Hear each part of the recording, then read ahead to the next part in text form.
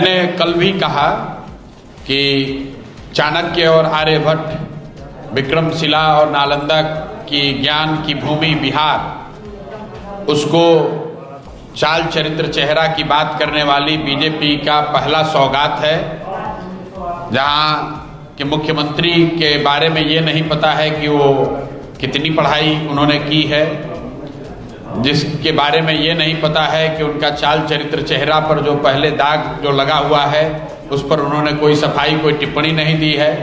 लेकिन ये नई भाजपा है और इस भाजपा में ऐसे ही लोगों की चलती है और उन्होंने बिहार पर एक नया चेहरा थोपा है। आज वो आज शायद शपथ ले रहे हैं, खुद ले लिया। तो मुझे जो जानकारी है, भाजपा के स्वयं लोग नहीं आए थे आज। पूरे राज्य, पूरे देश के भाजपा का शायद ही कोई बड़ा लीडर आज आया है।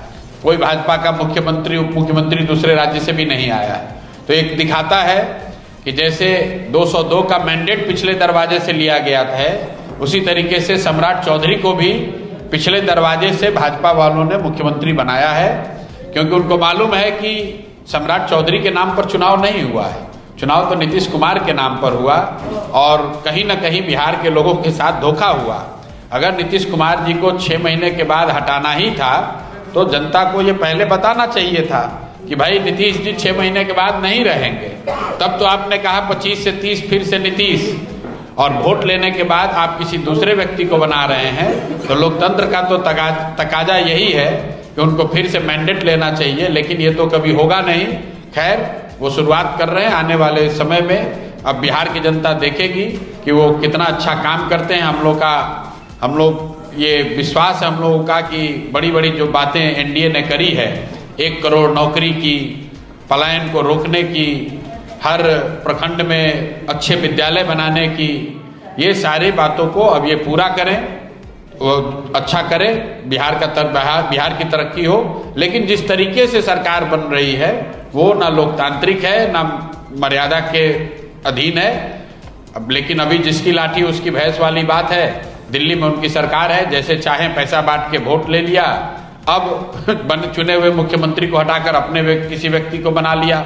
यही तरीका है, इसी में रहना है। मेरे भाई, शराबबंदी का जो फर्जी कानून है उसको हटना चाहिए। ये बात सबसे पहले साफगोई से अगर किसी ने कहा है तो वो दंशुराज ने कहा है। उसकी वजह भी बताई है कि क्यों शराबबंदी हटना चाहिए, क्योंकि शराबबंदी तो बिहार में लागू है नहीं। तो अगर आपका ये सवाल है कि क्या फर्जी शराबबंदी के कानून में कुछ फेरबदल होगा, शायद हो, क्योंकि जनता का पैसा बांटकर वोट खरीद लिया और सरकार का खजाना खाली हो गया। अभी तो लोग मुझे बता रहे हैं कि कई जिलों में आधे से ज्यादा सरकारी कर्मचारियों को सैलरी तक नहीं मिली है, वेतन तक नहीं मिला है। तो अगर आप पैसे से, जनता के पैसे से, सरकार के पैसे से वोट खरीदेंगे तो बाकी ये समस्या तो आएगी ही आएगी। अब सरकार पैसा जुगाड़ने के लिए चाहे जमीन का टैक्स बढ़ाए या बिजली का बिल बढ़ाए या शराबबंदी को पिछले दरवाजे से लाए, ये पिछले दरवाजे से बनी हुई सरकार है और जो भी निर्णय लेंगे पिछले दरवाजे से ही लेंगे। आप देखिएगा, ये सरकार जो चलेगी वो दिल्ली से चलेगी। ये सामने मुखौटा है। पहली बार अब बिहार में वो सरकार चलेगी जिसकी प्राथमिकता गुजरात का विकास होगा, जिसकी प्राथमिकता ये होगी कि गुजरात के फैक्ट्री के मालिकों की आमदनी कम न हो। 10-12 हजार रुपए में मजदूरी करने के लिए लाखों बच्चे बिहार से गुजरात जाते रहे। उसकी प्राथमिकता ये नहीं होगी कि बिहार में फैक्ट्री लगे। अगर लग जाए तो आप मुझे घेर कर हमसे सवाल पूछ लीजिएगा। आने वाले 3-4 वर्षों में बिहार से आप देखिएगा गुजरात में और माइग्रेशन, पलायन और बढ़ेगा, क्योंकि इस सरकार का जो रिमोट कंट्रोल है वो अमित शाह के पास है, मोदी जी के पास है, जिनकी प्राथमिकता ये है कि गुजरात चमके, गुजरात का विकास हो, गुजरात के लोग फैक्ट्रियों के मालिक बने। तो हमने जो गलती की है, जो बिहार के लोगों से गलती हुई है वोट देते समय, उसका परिणाम ये होगा कि 26 MP वाला राज्य गुजरात, वो लोग फैक्ट्री में मालिक बनकर रहेंगे और 40 MP वाला राज्य बिहार, यहाँ के लाखों बच्चे उन फैक्ट्रियों में मजदूरी करेंगे। ये हमारी और आपके बच्चों की नियति है, क्योंकि हम लोगों ने उसी के लिए वोट दिया है। शपथ ग्रहण में कुछ शब्द जो है सम्राट चौधरी पढ़ नहीं पाए। अब भाई ऐसा है, हम तो यहाँ बैठक में थे, हमने देखा नहीं कि शपथ ग्रहण में क्या हुआ, लेकिन सम्राट चौधरी जी अब मुख्यमंत्री बन गए हैं तो कम से कम अब उनको ये बता देना चाहिए कि वो 10वां पास किए हैं कि नहीं किए हैं, और किए हैं तो किस साल किए हैं। कम से कम अब तो बता दो भाई, अब तो आप राज्य के मुखिया बन गए तो ये तो बता दो भाई 10वां क्लास किस समय पास किए, और नहीं किए तो कोई बात नहीं, बता दीजिए कि नहीं किए हैं, गलती हो गई। बात पढ़ाई की नहीं है, बात चरित्र की है।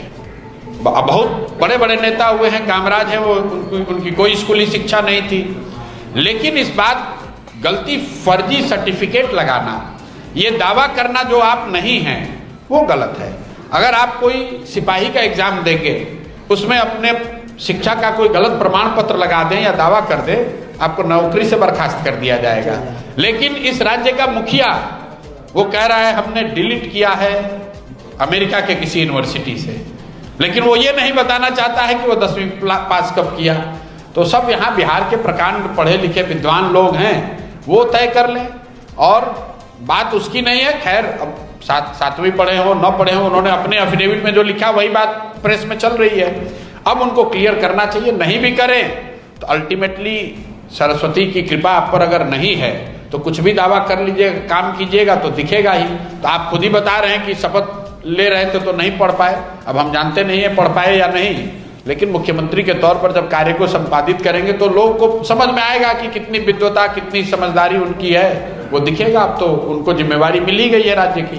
तेजस्वी ने कहा है कि कम से कम 9वीं पास तो हम हैं। अब वो तेजस्वी और उनमें मामला है कि कौन ज्यादा पढ़ा है और कौन कम पढ़ा है। हम लोग के लिए तो ये विषय है कि भाई कितना पढ़े हो नहीं पढ़े हो कम से कम बता दो। अब वो विषय तेजस्वी और सम्राट जी में है कि कौन ज्यादा पढ़ा है कौन कम पढ़ा है, हम लोग के लिए वो विषय नहीं। सर, चुनाव पूर्व जनसुराज ने सम्राट चौधरी पे लगे आपराधिक मामले पूर्व से भी, चाहे उम्र का हो चाहे वो अन्य किसी अन्य, क्या उस मुद्दे को जनसुराज फिर से उठाएगी? बिल्कुल, फिर से उठाने की बात नहीं है। हमने जिस मुद्दे को उठाया है कहीं हमने मीडिया से डिलीट तो किया नहीं है। जनसुराज के आधिकारिक पेज पे अभी भी वो है, फिर से दोहरा देता हूँ, इसमें कोई दिक्कत तो है नहीं। भाई ऐसा है कि सम्राट चौधरी जी ने खुद अपने इंटरव्यू में माना है, जो प्रमाण जनता के सामने है, कि जो 6 लोगों की हत्या हुई थी उसमें वो अभियुक्त थे, जेल में थे, और उसके बाद नाबालिग होने की वजह से उनको जेल से शायद राहत मिली। उसी केस का हवाला देकर जब उनको लालू जी के मंत्रिमंडल में मंत्री बनाया गया तो लोगों ने ये कहा कि ये तो नाबालिग हैं, इनकी उम्र कम है, इसलिए इनको ये मंत्री बन नहीं सकते हैं। सुप्रीम कोर्ट ने फैसला दिया, इनको मंत्री पद से इस्तीफा देना पड़ा। फिर जब आगे इन्होंने चुनाव लड़ा तो अपनी एफिडेविट में अपने आप को दूसरे उम्र का बताया, बालिग बताया। अगर आज जिस एफिडेविट पे विधायक वो हैं उसके हिसाब से अगर आप जोड़ेंगे और आज के एफिडेविट में जो उन्होंने अपना उम्र बताया है, क्योंकि सम्राट जी खुद ही कहते हैं कि हमारा एफिडेविट देख लीजिए, तो उनके एफिडेविट में जो उम्र लिखा हुआ है उसके मुताबिक जब ये हत्या हुई, जब वो हत्या के अभियुक्त बने तब वो 26 साल के थे। अब उसी एफिडेविट के अनुसार उन्होंने जब कानूनी राहत ली तो उन्होंने कहा कि मैं 15 साल का हूं। और ये बात सिर्फ मैंने नहीं कही है, जनता दल में उनके सहयोगी जो है, अब उनके official spokes person Neeraj ji का बयान है, देख लीजिए, उन्होंने भी कहा है। तेजस्वी यादव ने, आरजेडी के लोगों ने भी कहा है। उनकी डिग्री पर और उन पर हत्या के अभियुक्त होने की जो बात है ये सार्वजनिक है, कोई छुपी हुई बात नहीं, हमने कोई रेवलेशन नहीं किया था। लेकिन इसके बावजूद भाजपा के जो लोग हैं, जो भाजपा का शीर्ष नेतृत्व है, अगर पूरे भाजपा में, जदयू में, पूरे बिहार में उनको सबसे काबिल, सबसे बेहतर चाल चरित्र चेहरा के यही व्यक्ति मिले हैं, तो सम्राट चौधरी से ज्यादा कहीं ना कहीं ये मोदी जी और अमित शाह जी के चाल चरित्र चेहरा को दिखाता है। हम तो आपको ये कह रहे हैं कि उनके चाल चरित्र चेहरा को दिखाता है कि पूरे बिहार में भाजपा में भी उनको सबसे बेहतर चाल चरित्र चेहरा के, सबसे अनुभवी, सबसे समझदार, सबसे कर्मठ, सबसे ईमानदार व्यक्ति वही मिले हैं जो 2018 में राजद से निकल कर आए हैं, जिन पर हत्या का आरोप है, जो कितना पढ़े हैं या नहीं पढ़े उनके डिग्री का आज तक पता ही नहीं है। और इसी बात को अगर भाजपा बेहतर मानती है तो ये भाजपा को जो लोग वोट देते हैं, जो भाजपा के झंडे के तहत राजनीति करते हैं, जो भाजपा के नाम पर वोट दिलवाते हैं और जो मोदी भक्त बनकर पूरे बिहार में, देश में हल्ला मचा रहे हैं, जवाब उनको देना चाहिए कि ये आपके मोदी जी की चॉइस है, ये मोदी जी की पसंद है। बिहार को सुधारने के लिए मोदी जी ने कितना बढ़िया चेहरा चुना है, ये भाजपा के लोगों को देखने और समझने की जरूरत है। हम लोग तो पहले भी विरोध में थे, आज भी विरोध में।